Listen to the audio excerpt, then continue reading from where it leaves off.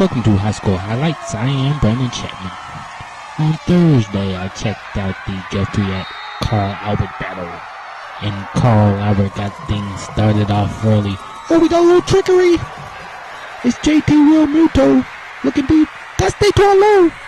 We're at 85. How do you stop 85?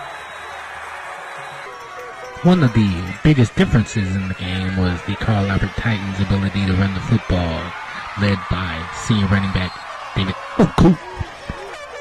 The standout running back used his nifty feet and great moves to run for 100-plus yards for Carl Albert.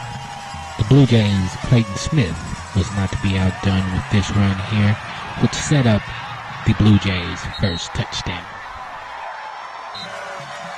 As Keaton Collins finds tight end Skylar Smith here on the quick pass for a score.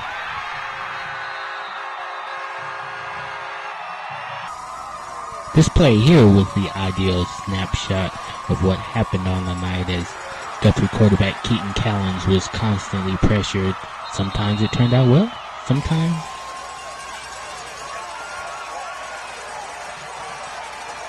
Like here when Collins rolls out. Picked off! Walker! Then a few plays later is Real Muto looking deep for Trey Porter. The tip still caught it. We knew they had to rally. Keaton Collins looking sure. It's Markel Walker once again. Then it's Lowe again. He's got his number 8 on this time. 85 plus 8 is 93. So how do you stop 93? Lowe's big play set up a field goal to make it 16-6. But Guthrie rallied right back, thanks a lot to this Keaton Collins run close to the end zone. And then it's Josh King on the direct snap to cut the lead to 3. But the Titans got the onside kick, and that was a wrap. Titans win. Let's talk to Markel Walker and D-Lowe.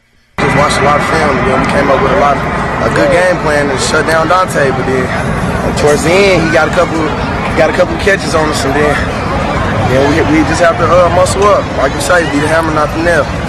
So obviously it was a tough fight defensive game. Did you expect that coming into it? Oh, we knew Guthrie was a very good team. We knew that coming in, and so we came in hyped up and ready to play, and that's the result. Came out ready to play. Did you guys, as the DBs, talk to each other at all? Because you knew you had a good receiving core coming in, a good quarterback, a lot of good threats coming in here. Oh yes, sir. We talk all the time. The DBs, me, Ozell, Trey Porter, and Daytawion Lowe, we've been playing together since we was in Little League, so we always talk about that. And that's all we've been talking about, is about Dante Foster and the rest of that receiving group. You kind of pride yourself as a playmaker who does make big plays in big games? No, not at all. I just try to step up when I need to. I kind of feel like it's a replay of my sophomore year. I mean, we lost to Booker T in a hard loss, and we came back and went to play Guthrie and beat them, and I think we're on our way. We got a lot better every week, and that's what Coach preached. So it feels bad to lose. We're not trying to make that feeling again. Tell me about that first play, man. It's something we ran against Shawnee, and Brett Davis tackled me last week. And Coach said, we're going to do it again, and we're going to switch a number. And it worked. Yeah. I had my faith in the coaching staff and everything. It worked. Talk a little bit about your secondary and your pass rush, because it seemed like you forced Keaton into some bad decisions, and then you guys took advantage of it. Yeah, I feel like it was, our defensive line, we told him, hey, just keep him contained, because he likes to buy his time and get his receivers open. And they say we one of the best secondaries in the state, so I told my guys, hey, we got to show it. It's a good offensive team, and Dante Foster's a heck of a receiver.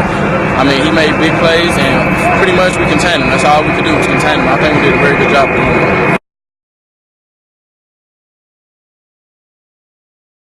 Brandon Chapman with NewsOK.com. I'm here with Ryan Eber. He's the lead prep writer for the Oklahoman, and we've just witnessed Carl Albert defeating Guthrie 16-13 here at Carl Albert High School.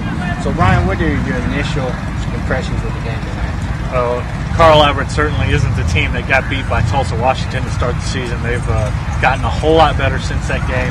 They came out with a little trickery to start the game and ended up riding that momentum to a win. What was the trickery that happened early in the game? I know it was kind of weird. Well, the first play of the game, this guy lines up at tight end, number 85, and we're all looking at our rosters going, who's 85? We've never seen an 85 for Carl Albert. Well, it turns out it's Daytawion Lowe in disguise. They line him up at tight end, get a mismatch, hit him down the middle, I think 84 yards or 80-something yards for a touchdown. And that really got Guthrie back on their heels. I think that's kind of the last thing we expected to see, a streaking Ocho Cinco down the middle of the field today, especially for Carl Albert. I know I've never seen an 85 for Carl Albert. Yeah, you see 8, you see 84 out there a lot. You see 1, 2, 4. Never seen an 85. Right. So what were some of your other impressions? I know Guthrie got into the red zone a couple of times, unable to kind of take advantage of it. Yeah, Carl Albert's defense coming up big in clutch situations. Guthrie was inside the 10 once, inside the 20 another time, and failed to score any points on either of those two possessions. Ends up being a big difference in this game. If they even kick a field goal on those two drives, Guthrie wins. Okay, looking forward, obviously this is a tough district. Do you think these two teams will finish 1-2, or how do you envision it? Yeah, I think these teams will finish 1-2. Carl Albert has already beaten Shawnee. They've got Ardmore, I believe, next week here. I think they'll be able to get by that. I think Ardmore's having some problems tonight. But Shawnee and Guthrie next week is going to be an interesting matchup. Brayley Brown struggled a bit here. I think maybe he's matured a little bit since then. He'll have a chance against Guthrie.